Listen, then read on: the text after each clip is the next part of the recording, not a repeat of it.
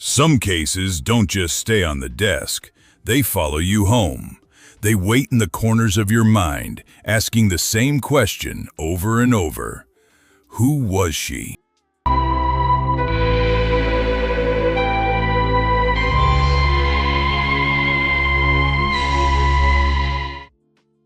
In 1970, a woman was found in a remote valley in Norway.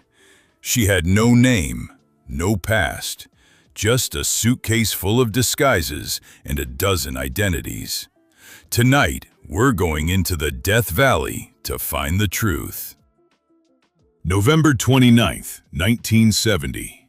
A father and his two young daughters are hiking in the foothills of Mount Ulriken in Bergen, Norway. They wander into the Death Valley, a place locals avoid.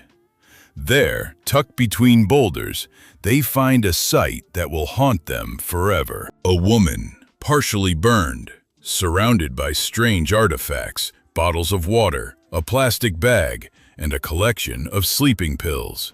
But it wasn't just how she died that baffled the police. It was who she was, or rather, who she was pretending to be. November 29th, 1970. The foothills of Mount Ulriken in Bergen, Norway.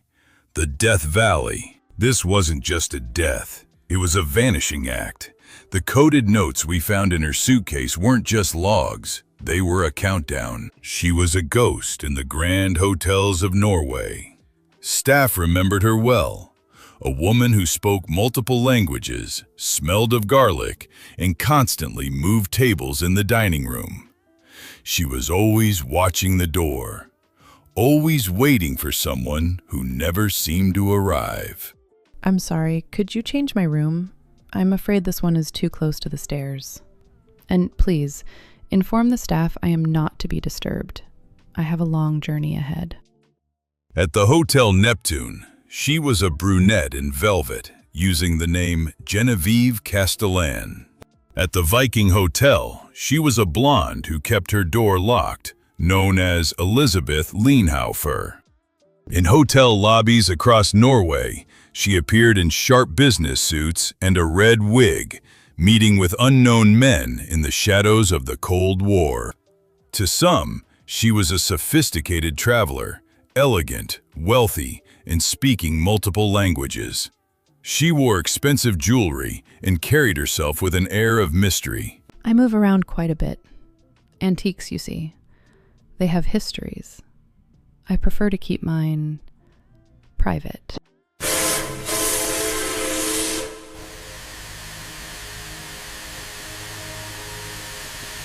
She moved like a ghost.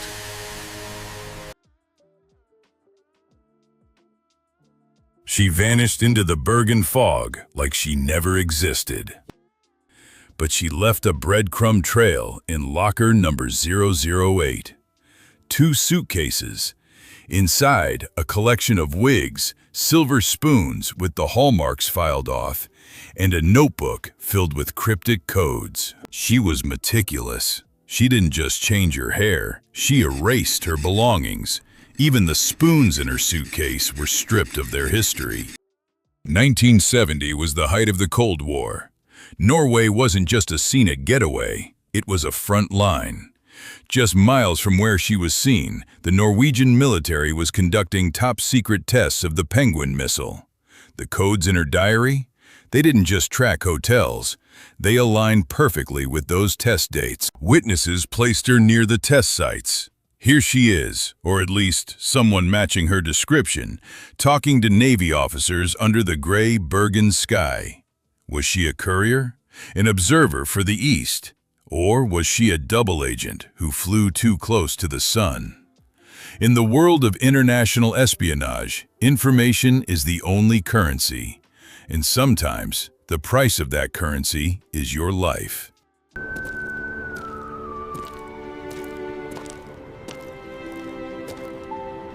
We may never know her name. We may never know who sent her, or why she had to die in that valley. But as long as this file exists, she isn't forgotten.